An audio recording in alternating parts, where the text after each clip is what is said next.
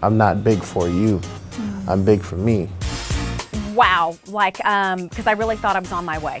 Only you can stop you. Go for it.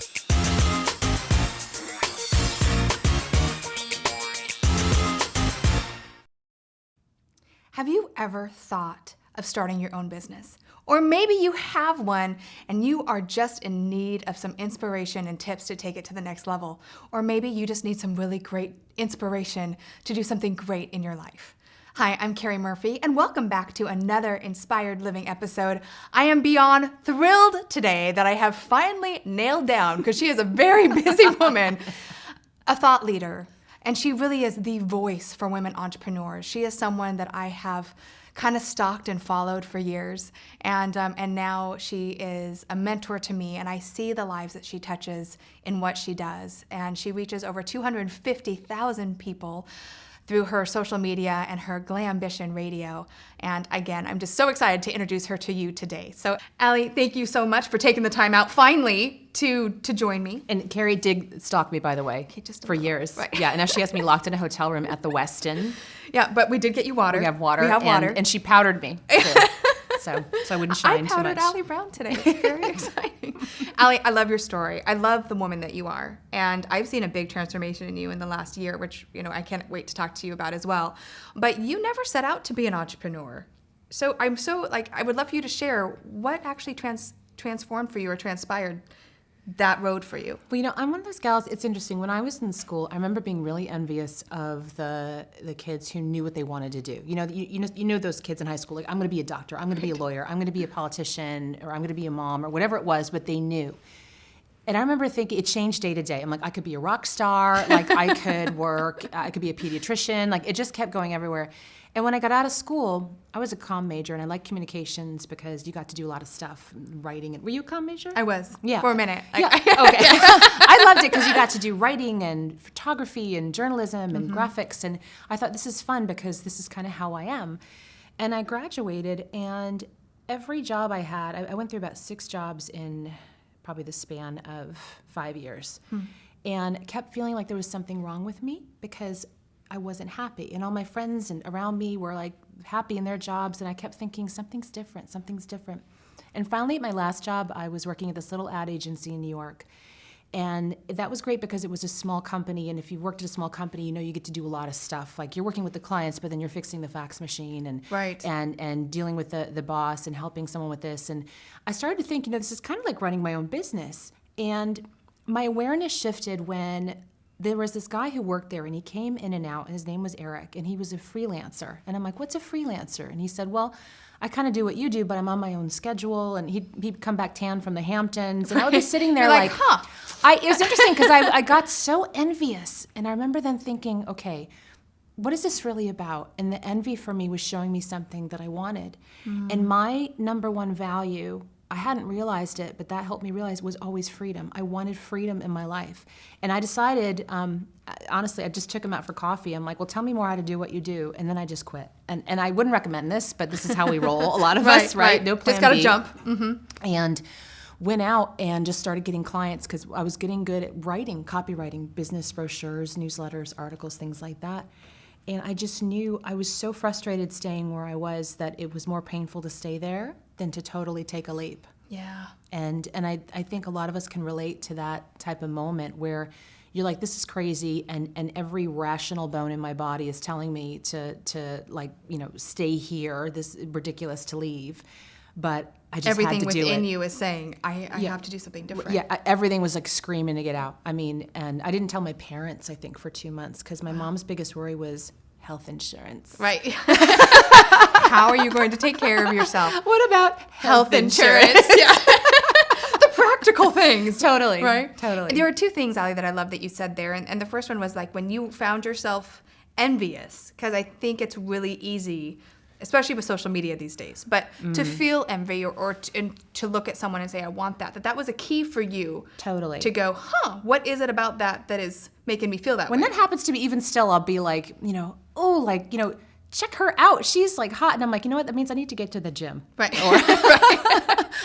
Little things like that can just trigger, just see, well, what does this mean for me? Because that person isn't doing anything to you. It's just raising an awareness in you and something that's coming up that you may like for yourself. Right. And then you reached out to Eric. And I love that too, that you were like, hey, what Totally. are you doing? I'm 25 and he was like 45. I'm like, can I take you for coffee? And I knew like you have information that I would like. And when your awareness is raised, that shifts everything. You can't go back. It's like the Matrix. You know, it's so like the red pill or the blue pill. And I remember like, I know this exists.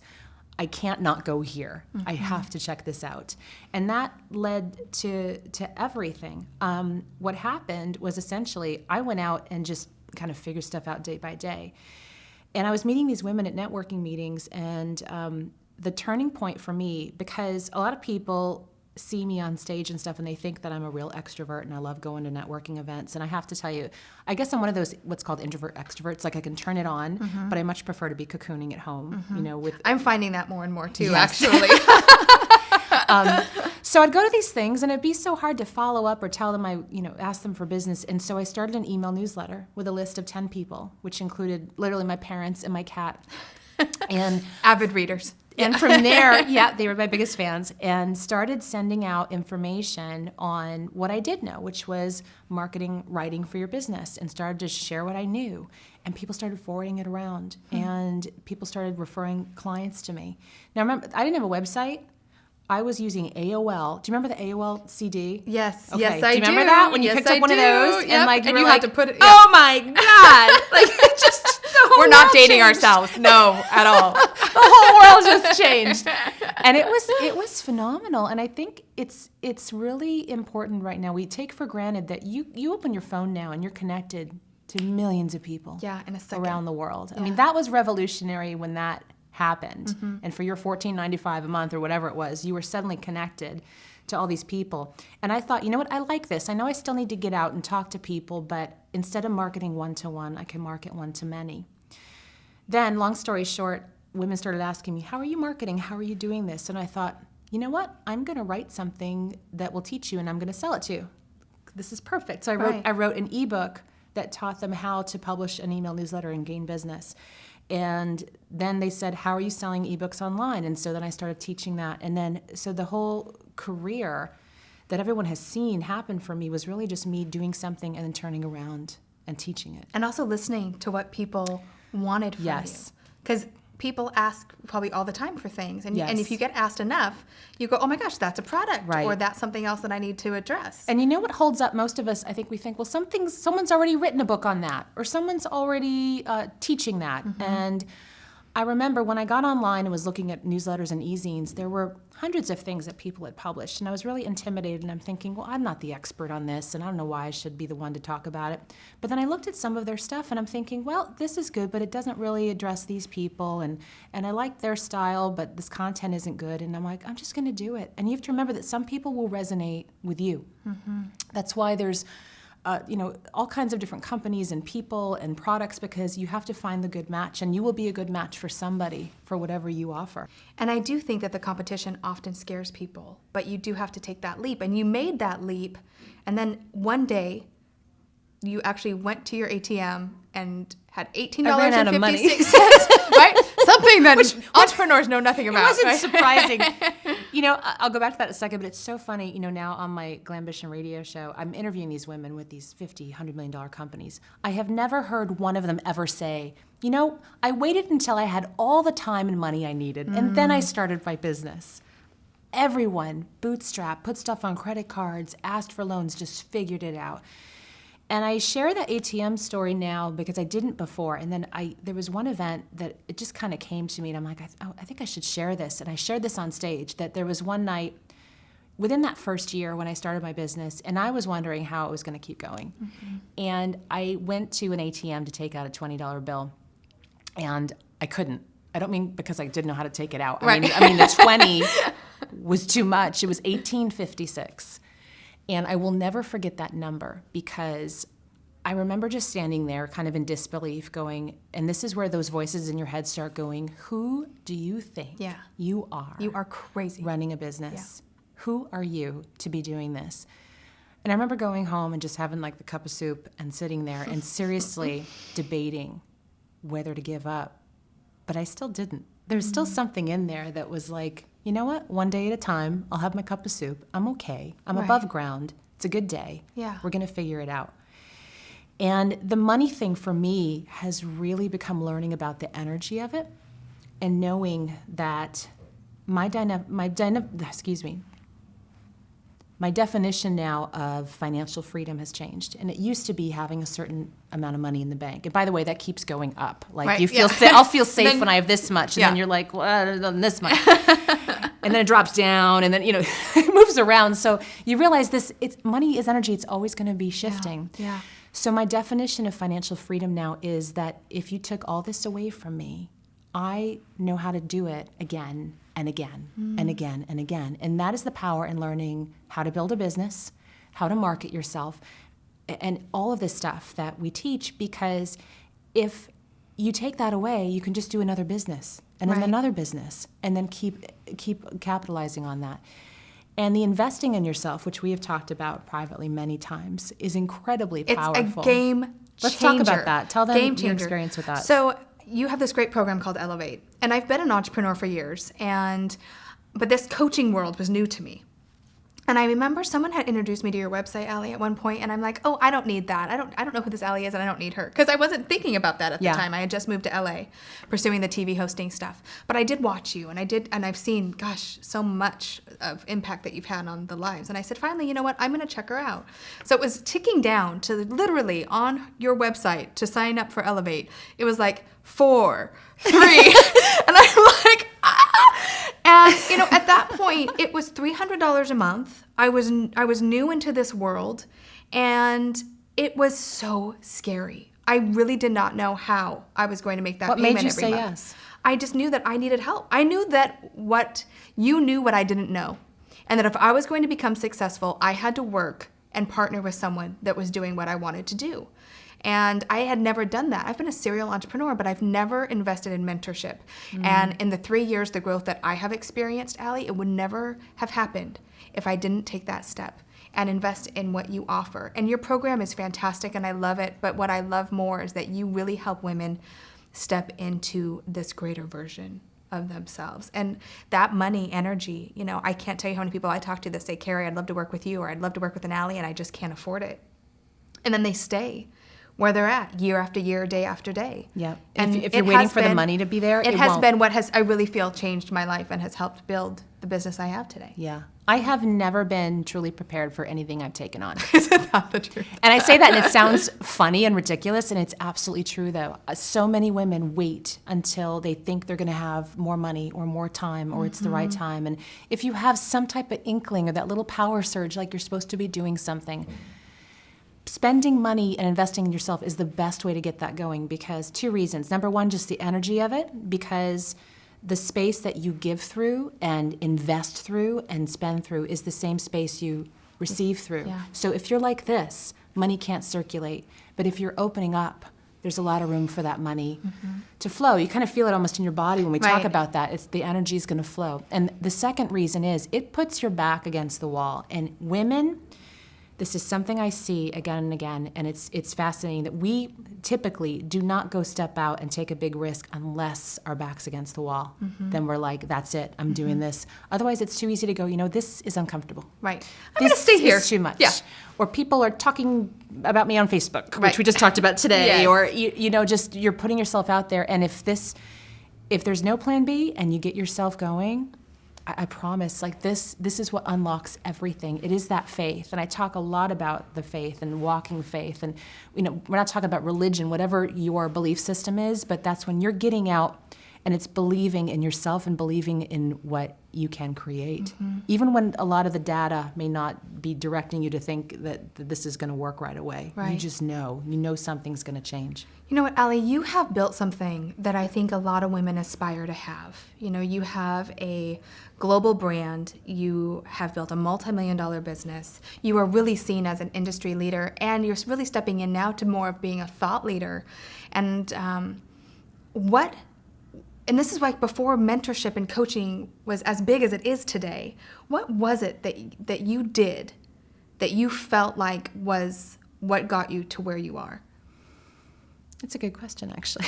Like one thing or a couple things, because there's so many. Yeah. There's so many coaches, speakers, people that aspire to do what you do. I think, first of all, on a practical level, I was the first person. I was going to all these internet marketing seminars with all these guys when I was the only woman there in the room most often, and then the only woman on stage. And I was learning all these tactics they were teaching, and I was really the first one to put it all together in a system, and that was my online success blueprint, which I did workshops for years.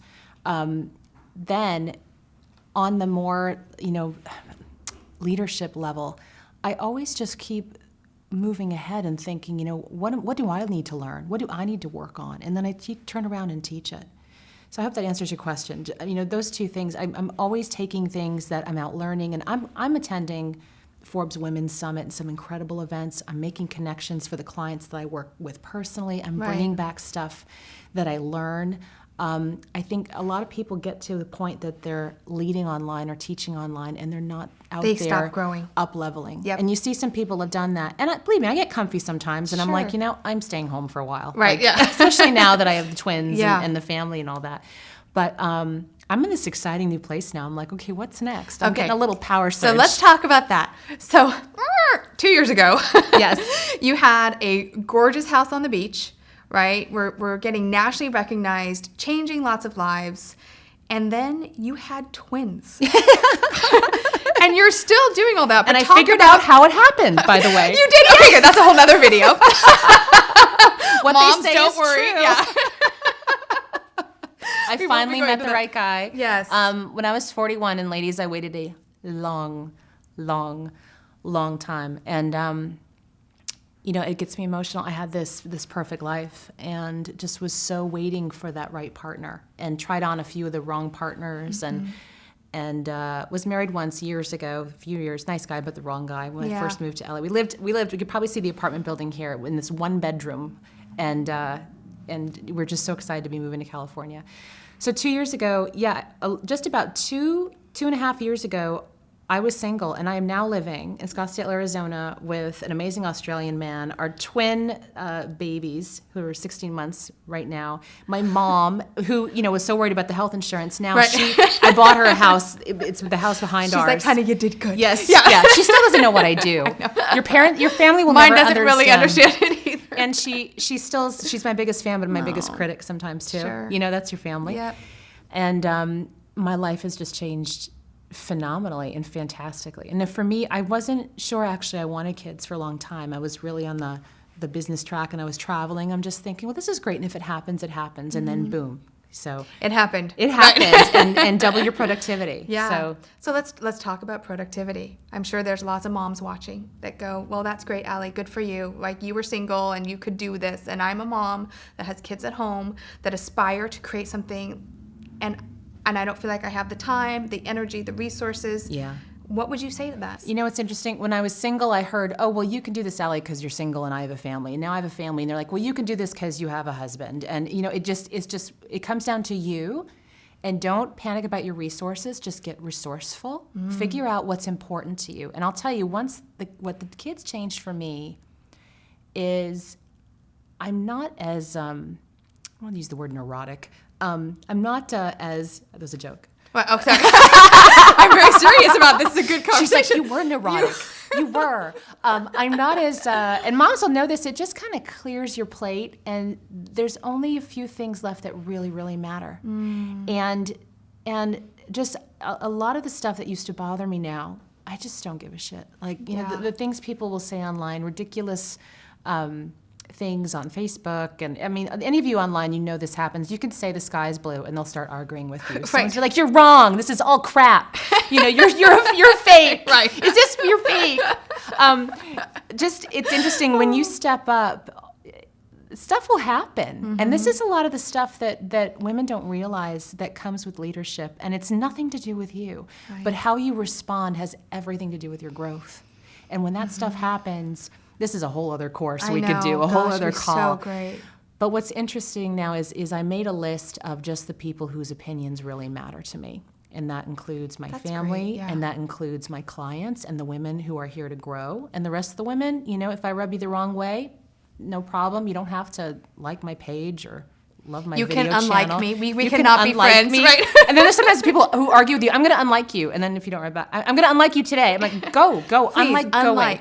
Yes.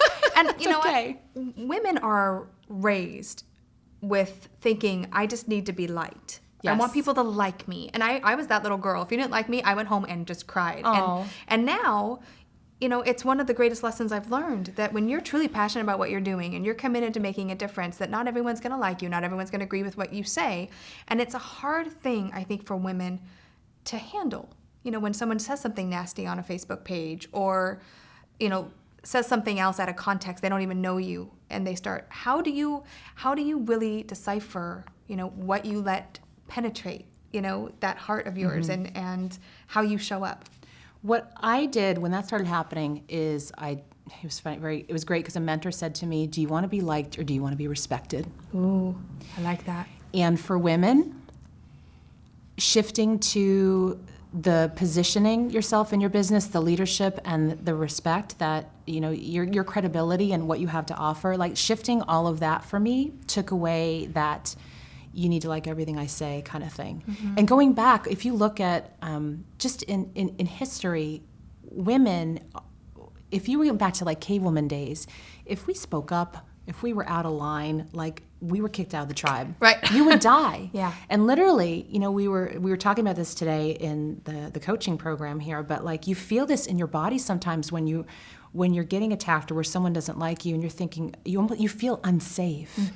And you have to know that you're safe. You're not in danger. And these things will happen and people will say things that are most often a reflection on themselves. Absolutely. You have to be open for feedback. And if they're clients or you know, or people who I know are real loyal followers, then I definitely listen. But most of the time I'm like, you gotta be kidding me. Right. Not my client. Not my client. So, Allie, what does inspired living mean to you? Inspired living, proactive versus reactive. I think every day we wake up typically and it's responding. You know, I'm here at this event and those are your moms. You know, even when you're traveling, everything comes back to mama. I'm getting texts like they're installing the blinds today and you need to check. I'm like, no.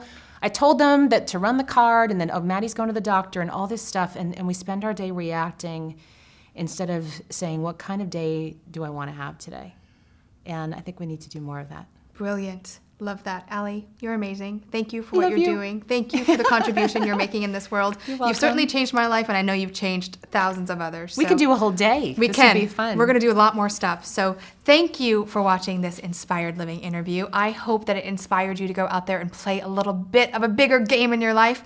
We would love to hear from you, wouldn't we, Allie? Yes. We would love to hear from you. So please post your comments below. What was your aha from this interview that you're going to implement in your life today? So thank you so much for watching this interview. And as always, remember to keep dreaming it, living it, and being it. I'll catch you next time.